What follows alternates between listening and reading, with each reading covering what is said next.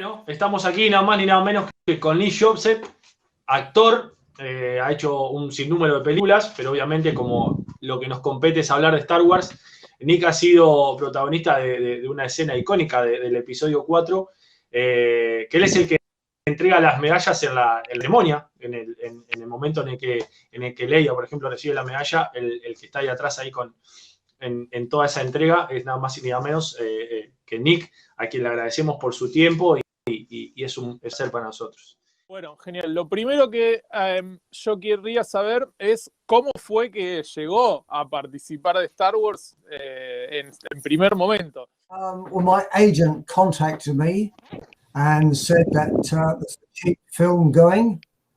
It's called Star Wars. She said, first, if you've got to get the job, you've got to go for an interview. Then if you get the job, you have to go for a fitting. So I says, okay. So I went to London, had the interview with George Lucas and a few other people, and I got the job. And then a couple of days later, I went and had the fitting for the film. And a few days after that, we went to Elstree Studios to start shooting the film. I was there just for 2 days doing that. And then I went back, and then I got a call again a few days later to go back onto the movie to do some still shots and actually close-ups. All in all, I was there for 15 days. And it was good. It was really good. We had a good time. We had a good laugh with everybody. We enjoyed it. We all ended up as good friends. Do you want to tell us about funny stories that you have working in Star Wars? Yes, we had a couple of funny little things.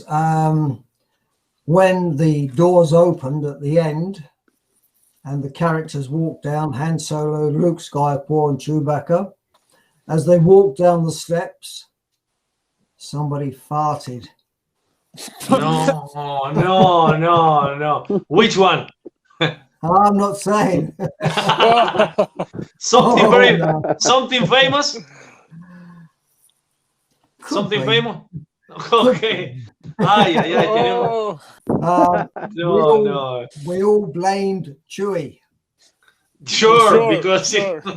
And he said, no, not me. He said, not me. Es impresionante. And I was talking to Mark Hamill, and my back was turned to Carrie Fisher, Princess. And I saw Mark smiling, and I said, what are you smiling at, Mark?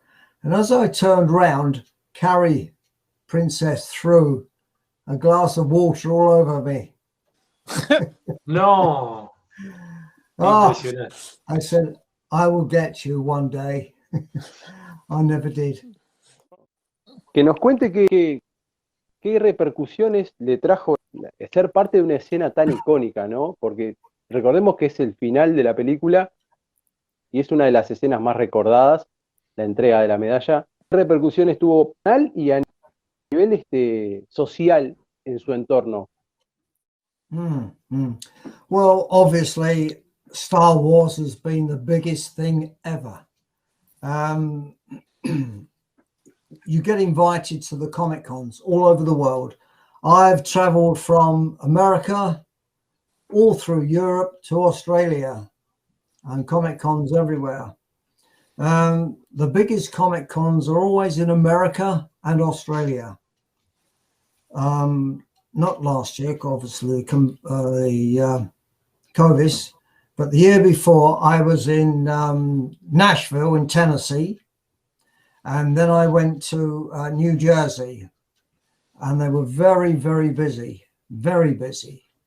And from there, I went to Australia to the Brisbane convention, and in 3 days we had over 150,000 people turn up. Whoa. And that's immense. That's the biggest one I've ever attended. I've been to France, Germany, everywhere, Holland, but I've never, ever been to your countries.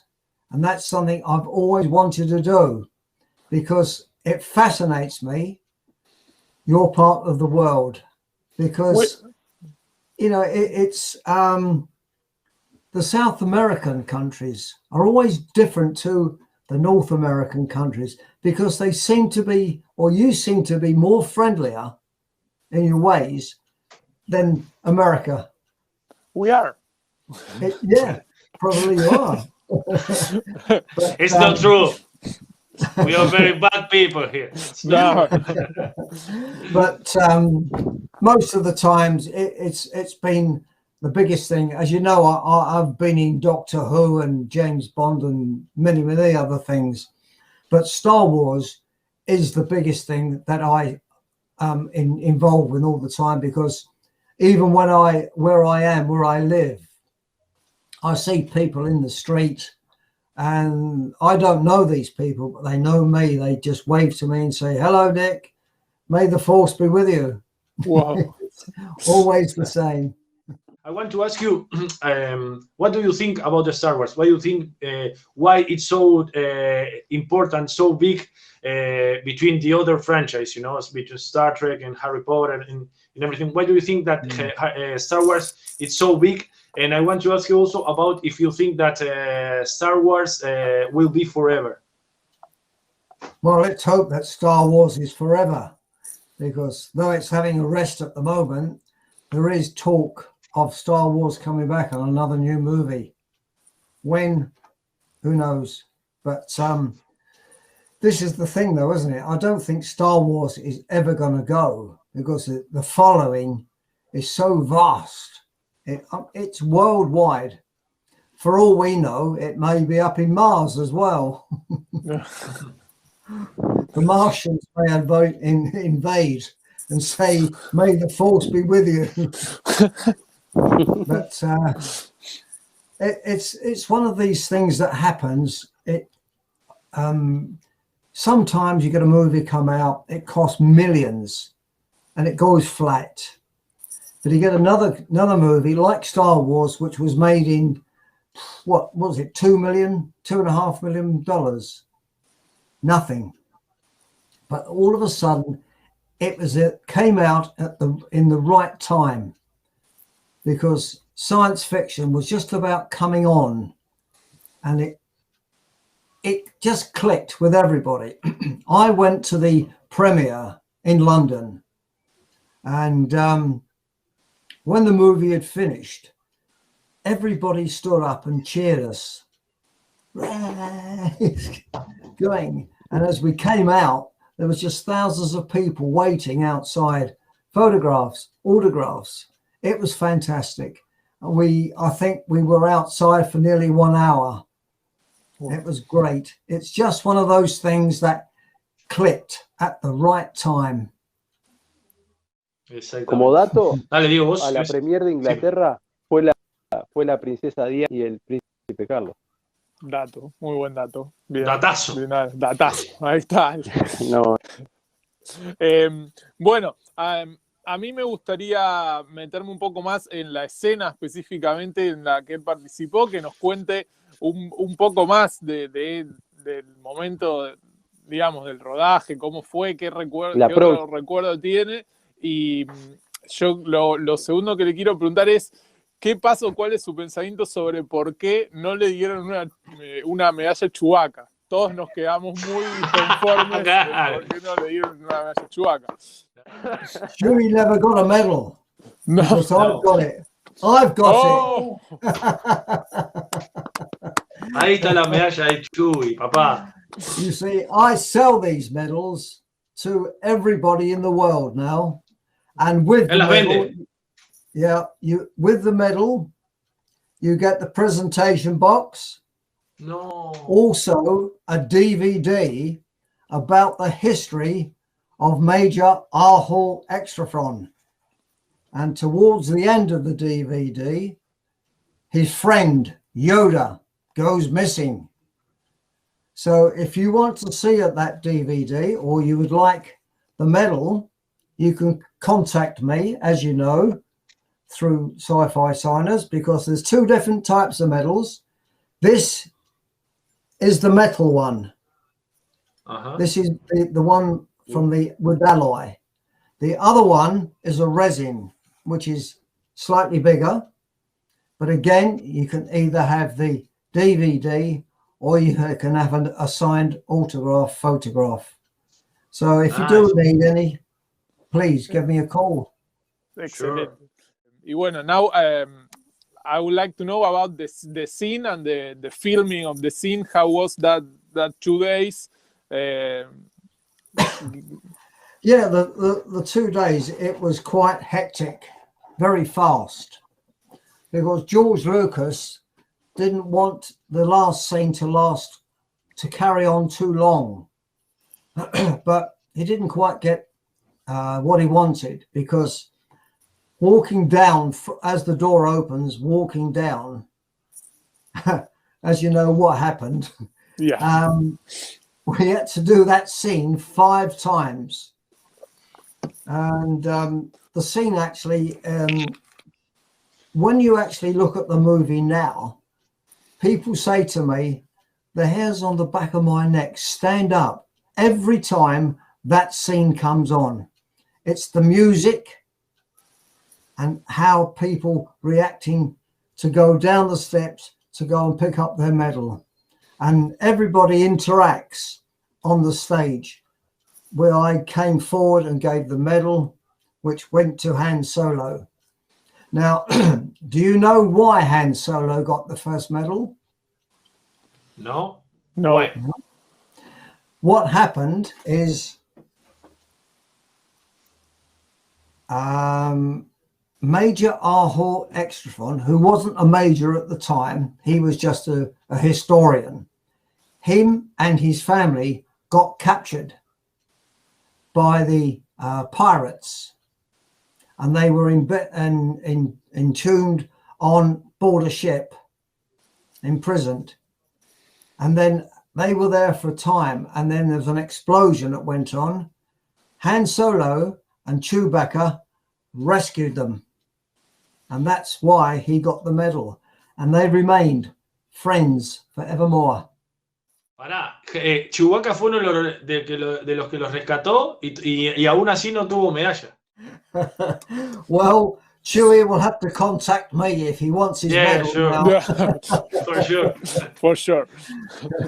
He will have to give me 20. He will have to give me 25 English pounds. Okay. Bien. Bueno, mi pregunta viene por... Esta es una pregunta que hacemos siempre a todos los actores que trabajaron en Star Wars, y es la siguiente.